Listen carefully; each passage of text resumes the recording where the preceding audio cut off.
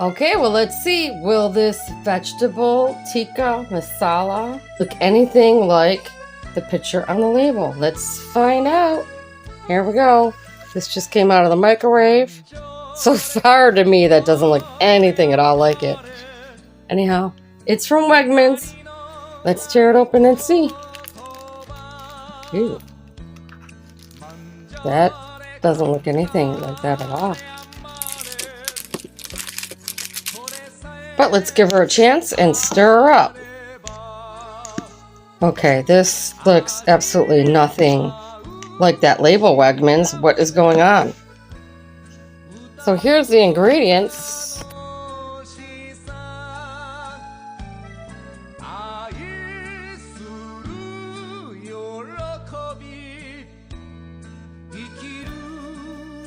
Why does this not look anything at all like the picture? Okay, and now I just stuck my fork in the rice and it's seriously hard. And I cooked it exactly according to the directions. Let's see if we could just mix this in and make it a little better.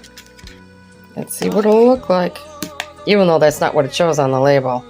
Okay, so there we go. I have it all mixed in. I decided to mix the rice in with the rest of the meal.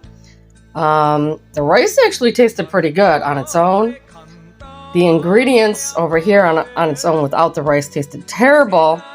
So let's see how it tastes with the rice together.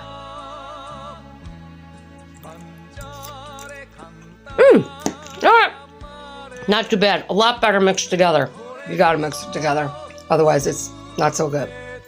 Well, that's my review of vegetable tikka masala by Wegmans Frozen Foods.